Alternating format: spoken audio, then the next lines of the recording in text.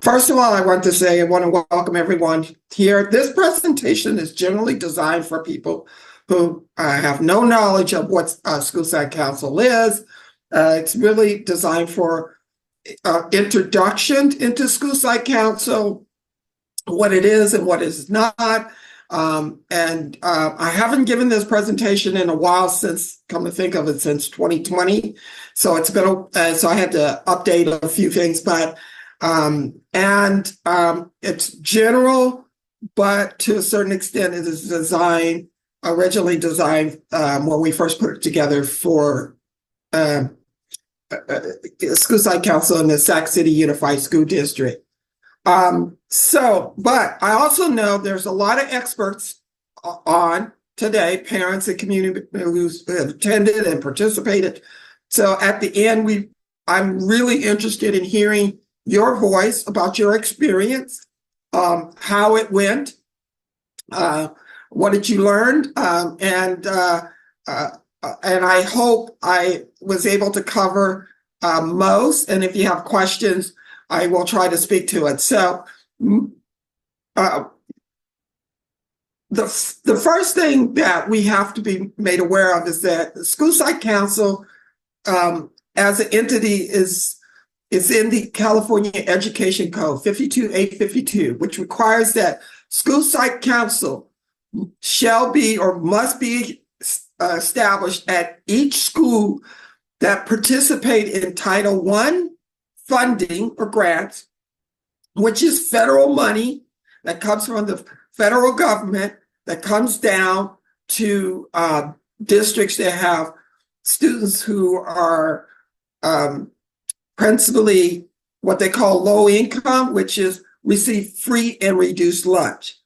And you must also set up a school site council if you receive what is called local control funding formula money, which is from the state, but not all money that comes from the state. If you get additional money from the local control funding formula, which is called supplemental and concentration grant.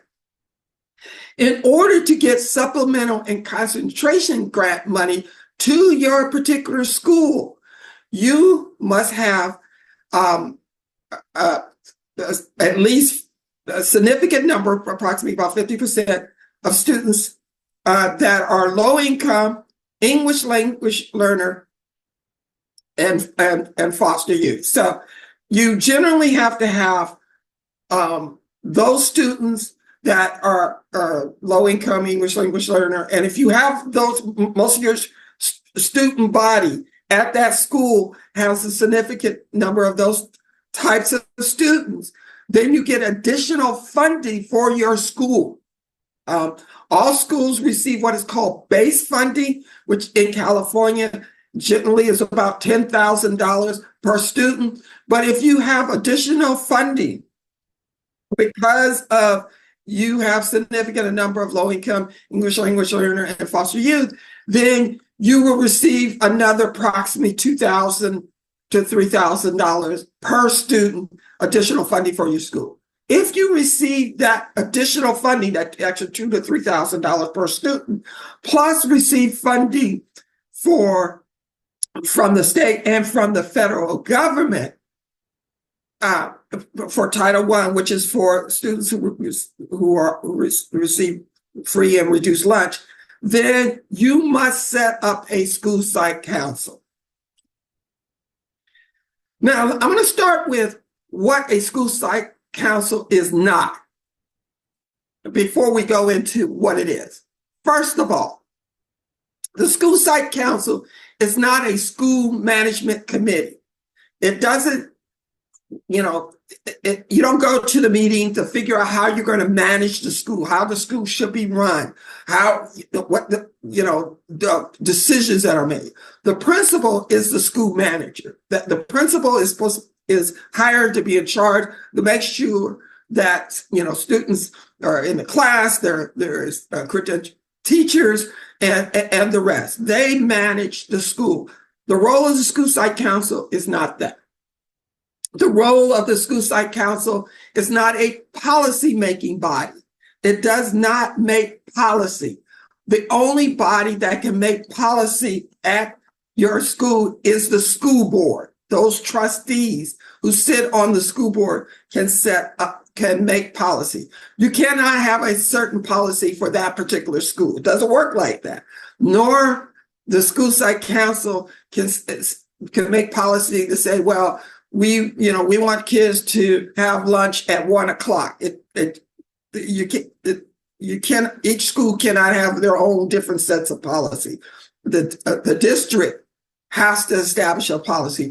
So a school site council doesn't do that. A school site council is not a political organization. It cannot take positions on political issues. It cannot say, well, we need to support this candidate over that candidate. It can't talk about those issues. It can't talk about, well, what we need is, Jake Woolworth to be on the school board. And we need to support him. You cannot have those kinds of discussions at a school site council meeting. The other thing a school site council is not, it is not a personnel committee. If you don't like that particular teacher, you want that teacher fired, you do not go to the school site council meeting for that. We generally recommend that you meet with the superintendent and the ones that make the decision about hiring and firing of a particular staff person, a teacher, principal, a custodian, bus driver. All of that is a district decision, and that takes place in the district human resources department. So a parent may be mad as hell and want to go to the school site council to address this particular person that they should be removed and they're not doing their job. You can't do that. That's not what the school site council is designed for. It is not also a grievance committee. You can't come and if there's some issue with your child that's not doing well in school, you do not go to the school site council to address those issues. There's other avenues, other venues that you can do that, whether through speaking with the principal, speaking with the superintendent, speaking with the school board. There's other means by which you can raise grievances where you can file uniform complaints. You can go to the school board meeting, district school board meeting, and raise those issues. And that's where we generally recommend. But the school site council is not a place where you come and say, I got all these issues and I think the school site council should address them. It cannot do that. It is not empowered to do that. The school site council is not a fundraising organization. It is not you've heard some of these outside PTA groups or other groups that raise money for the school. It's not designed to do that, nor is it designed as a social group. I know for some people would say that because they go to some of these school site council meetings and they're so dysfunctional and they seem to be nothing more than a social group where people get together, swap stories and then leave without really performing the duties and tasks of serving on the school site council. So what is the purpose of the school site council? From Blind Parallel School Board perspective, we have four basic components or a reason that we often recommend. One, it is the place where it's a first opportunity to empower parents, community to be decision maker. You don't have to run for office and get $5,000, $10,000, $15,000 to be on a district school board and attend district meeting. This is a place that deals specifically for your school, and it's an avenue, an opportunity to be able to empower parents to do that. It's a place to understand school budgets and the process of school budgets. It is also a place to learn about school processes and administration, how things are functioning, how it connects to what the goals that you would like the school to be in the future, and to plan out some of those initiatives and efforts that would help your particular school.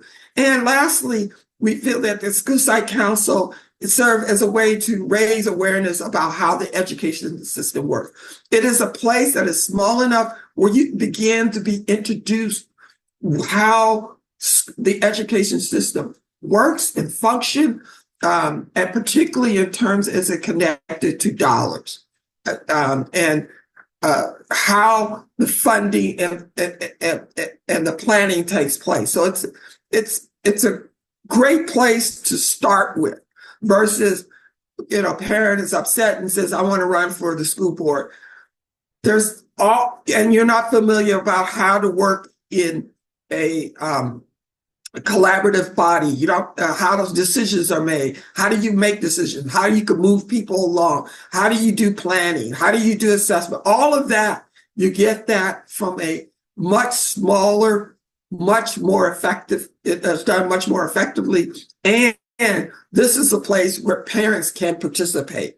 You don't always have parents on school boards, even though they say they're parents on school board, but they don't often speak from their child specific experience at that particular school site.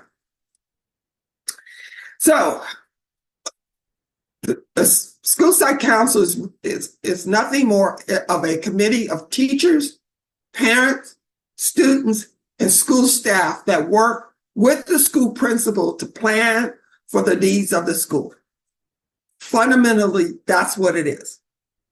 And it's enshrined in the California Education Code that it is supposed to be a committee that you must have teachers, that you must have parents, at the high school level, students, school staff, to work with the principal. The principal cannot make all the decision in terms of planning for the needs and the needs of the school.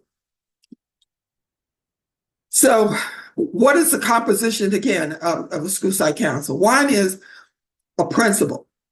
A principal must be at every single one of a school site council meeting. And they have to be present and must be a part of the council. Now, there are some who will argue that the principal has too much power and control. This is where we work with our parents to empower our parents to have a voice, to make sure that the principal don't always dominate. But they have to be a part. Teachers, and the teachers are selected by teachers at the school. So a teacher who serves on a school site council cannot be a teacher from another school serving at that school. They have to be a teacher from that particular school. So if a teacher from school A is serving on the school site council at school B, that doesn't work. They have to only serve on the school site council at school A. You have school personnel. This is oftentimes what we call classified staff. They can be the office clerk, they can be the custodian, it could be, but they're what we call the support staff of a school, and they have to be selected by other school personnel. So, and then the other is that parents serve, but there are parents of who have students who are attending the schools, attending that particular school, and they have to be selected by parents. We know it's a common tactic that is used by principals that they pick the parents to serve on the school site council. They sometimes pick the teachers who they want to serve on, but teachers are supposed to select their teacher to represent. School personnel have to select their person, and parents need to select their person. No one else is supposed to be making that decision for them. And there's another tactic that's sometimes used is that they will get parents who work at the school to serve on the school site council. They cannot be a staff person at that school, even though they are a parent, to be on that school site council. And in high school, students are also recommended or can be on the school site council, and they have to be selected by students. So if they have like a student government, they have some vehicle of a student or organizations that select the students that are going to be on. So really, you really have to work hard to make sure that the principal don't have all the power in determining who they want to be their teacher representative, their staff representative, and parent, as well as students.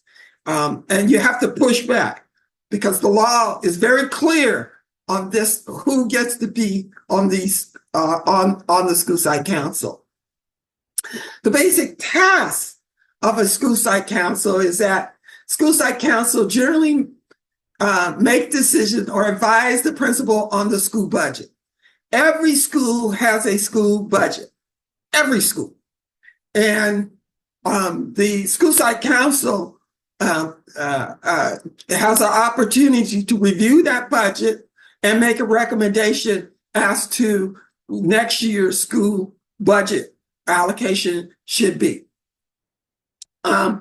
They also make decision or advise the principal on academic and school improvement plan. That's the other thing that they do. And site council are responsible for making decisions about parent engagement and safety plan. So not all school districts allow school site council to review school safety plan, but they have the power to do so in terms of whether or not you want SROs at your school sites or you want to do restorative practice. All of that, you have the authority or the opportunity to actually do that.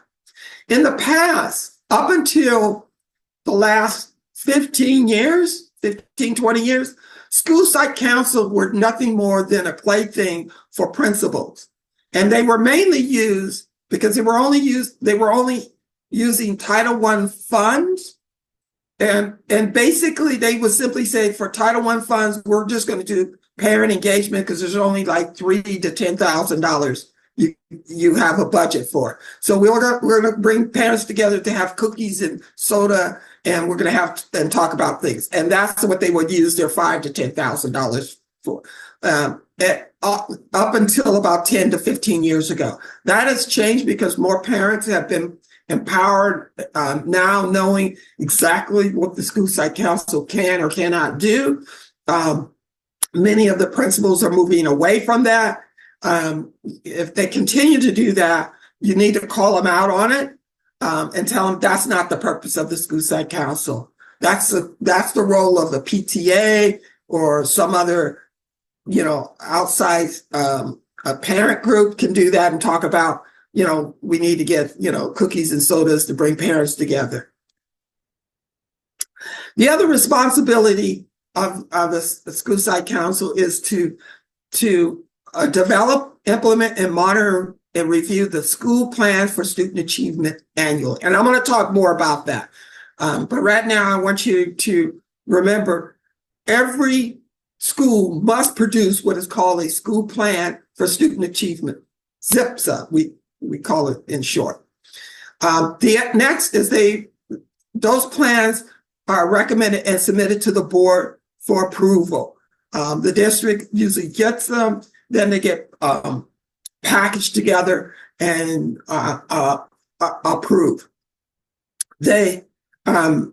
It's also the responsibility is to identify resources to support the school plan, also conduct annual needs assessment. One of the things that principals do is that they don't give you an opportunity to do a needs assessment. Now, a needs assessment is simply as this.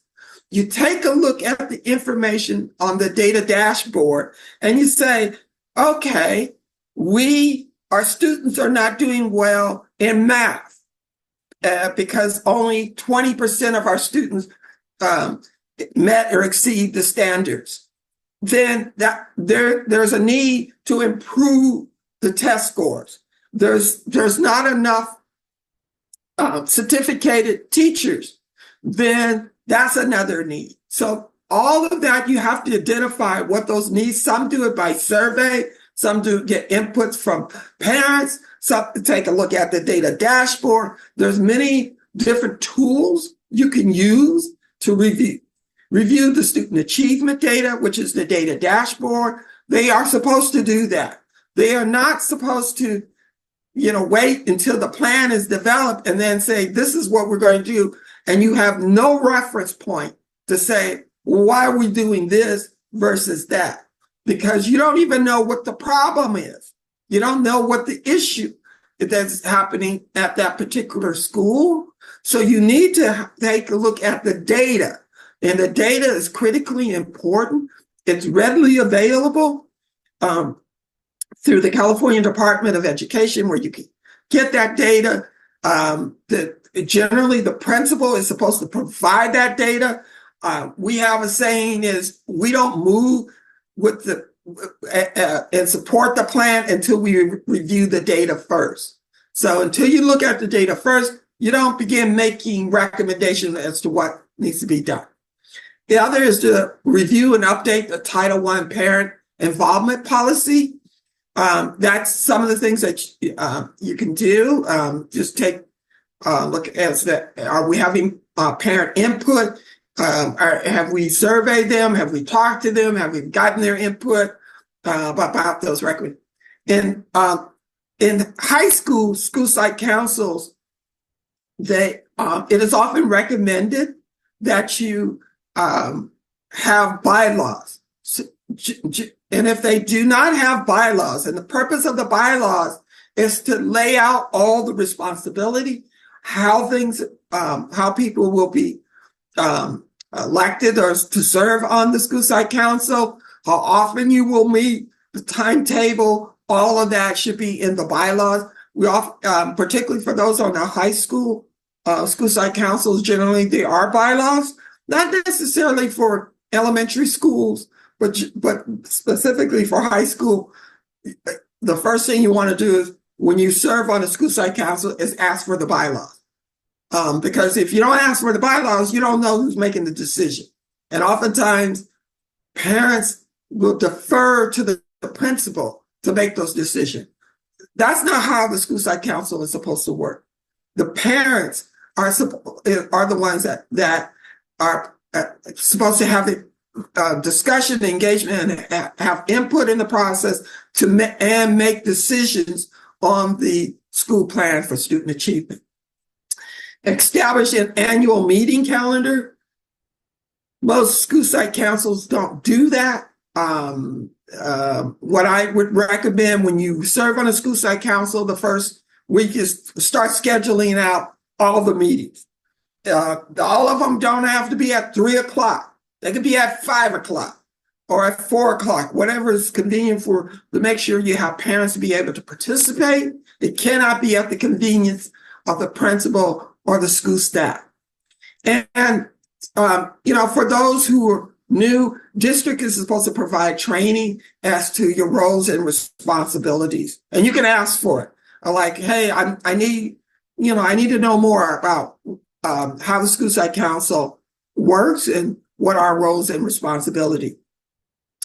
The other is they review and allocate available supplemental funds each year, which is the Title I fund and the LCFF funds. There's other funds in terms of the amount you don't get an opportunity to determine how much, but in terms of where it should go and how much you can advise as to this is where that funding should be utilized. Now, there's more restrictions in the LCFF, supplemental concentration funding, but again, they are supposed to provide the training so you will know what are the restrictions and limitations of Title I funding, as well as local control funding formula funding. Okay, so some of the legal mandate. There is no legal requirement concerning the number of meetings held. Principals will tell you we only need to have 2 meetings and that's it. They basically, when principals do that, they're lazy. We generally recommend you have a school site council meeting once a month. And we oftentimes recommend that when the election process materials need to be made available, as well as minutes. If you have a district that doesn't take this seriously, they're supposed to receive copies of these minutes as to what took place at these meetings, but not always that happen. I generally recommend when you participate on a school site council, someone takes the minutes. My thing is let the principal take the minutes. And then you can have a parent or someone also taking notes to review the minutes. Now, they take the minutes and you're supposed to at the next meeting review those minutes. So make sure that's what you talked about. Any meeting held by the school site council shall be open to the public. That is the law. And any member of the public shall be able to address. So when they tell you a person who is not on the school site council cannot come to the meeting, that's a lie. The law says here, Education Code Section 35147C1 says they have to be open to the public. They're supposed to public announce it. And anyone can come to that meeting and speak to the school site council during the meeting on any item within the subject, on any item. So generally, they will say, "Hey, we're going to be talking about this particular item on the agenda." Everyone around the table talks, speaks to it. If a parent who is not on the school site council want to speak to it, by law, they can. They can speak to that item on the agenda. You generally cannot speak to item that is not on the agenda. So the law will back you up if you want to speak to an item on the agenda. You have that right to speak to those items. Another thing is that the law says, Education Code Section 35147C1 again, that notice of the meeting must be posted at the meeting at the school site. And that notice must be accessible and must be notified 72 hours in advance. So generally what some schools do is they put the notice at the front office when you come in, so you can see the notice. Some have it out on their billboard announcing when the school site council, but it must be in an appropriate place, accessible to the public. It cannot be in the principal's office. It can't be behind some desk where nobody can see it. It has to be made available where people can see it, and it must be notified 72 hours in advance. Some do by sending out emails and texts, but they only send it out to people who serve on the school site council. It should be made to the public, which does not necessarily mean that that you have to be on the school site council, elected on the school site council. Everyone should know when the school site council meeting is held. Again, in the same section, school site council cannot take action on any action unless it appears on any item, unless it appears on the agenda. Every now and then you will have a principal who will want to talk about something that is not on the agenda and then want you to make a decision. You basically said that you can't make that decision until the next month, and it has to be on the agenda.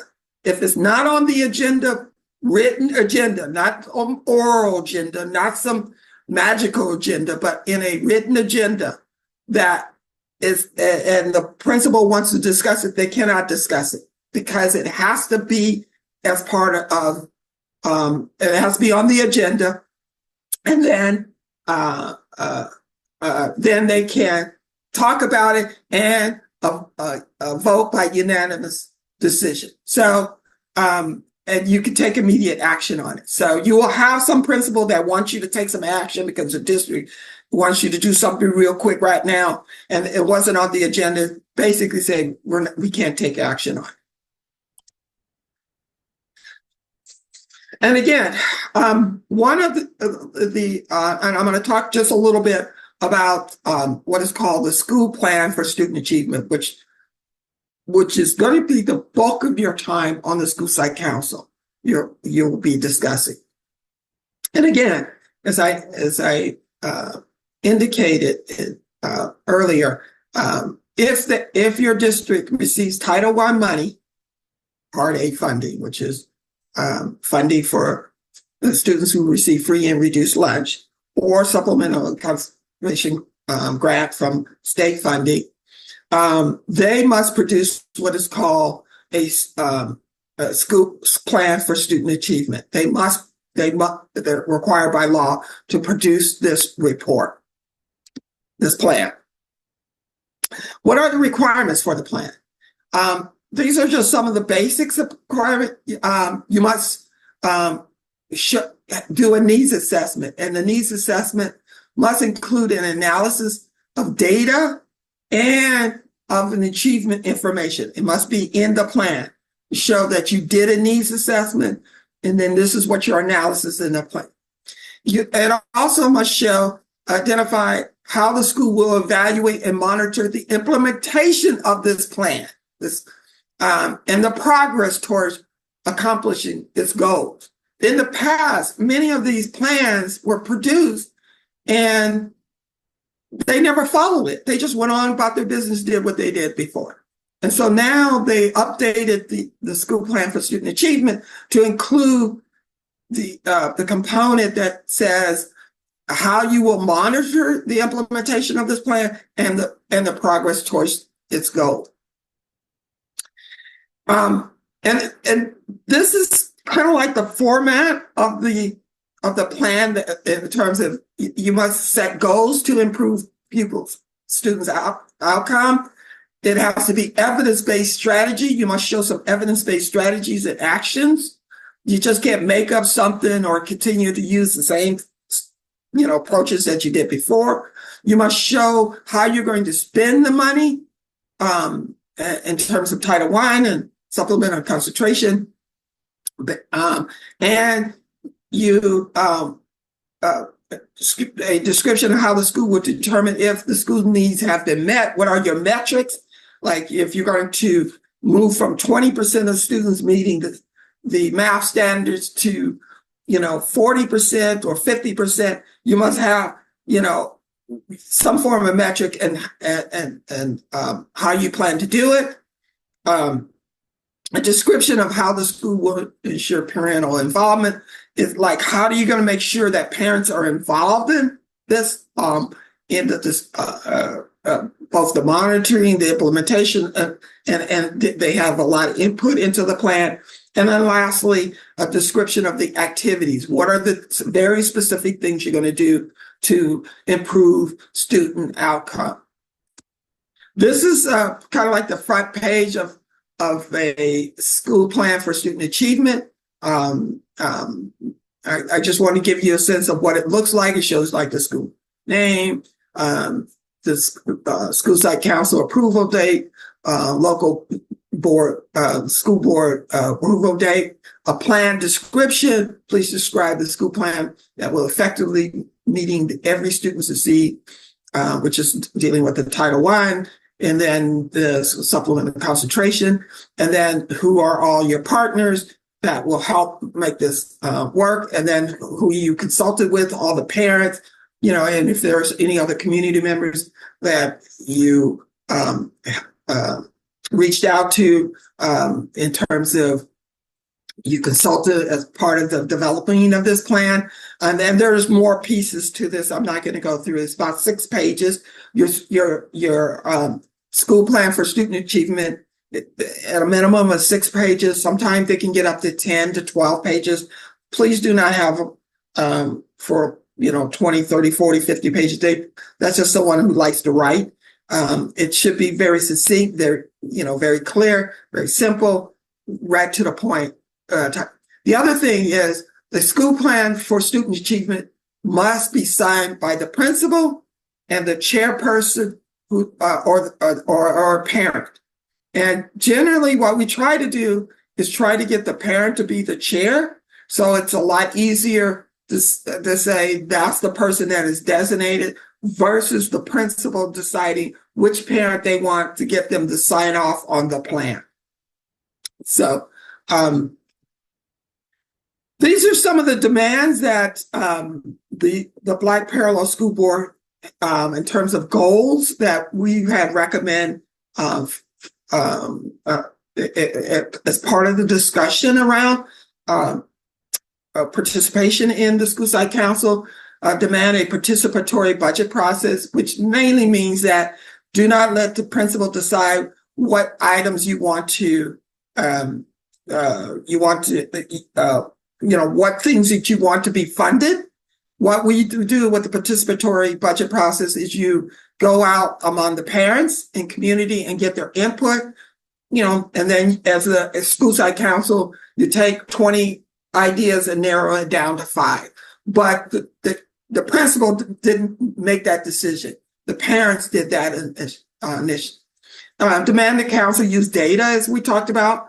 One of the other things is, demand that the school do restorative practice, that staff receive professional development and culturally responsive learning, that school safety plan not spend more money on SROs or safety officer, but more for nurses, social work, and community intervention. Part of that is what we speak, deal with. So those, and then we want to have more Black parents on the school site council. Some of the questions to ask, again, what is the strategy to improve academic performance for Black students or any students? What is your implementation strategy for PBIS and restorative practice? In the last 3 years, what was the has the academic performance improved for Black students or Latinx students? How are you supporting Black students with disability? What are your culturally responsive training for staff? And we should be doing some form of participatory budgeting. And have you done an equity audit? An equity audit is just simply having someone come in, take a look at the class and see whether students are being equitably trained and receiving equity learning experience. Is there anti-Black bias taking place? That's the purpose of the equity walk. So these are some of the questions that we asked, and that concludes my presentation. You're on mute. Yeah, could you put up that last slide? I want to grab a screenshot of that. Just that last one. I think you went over really quick.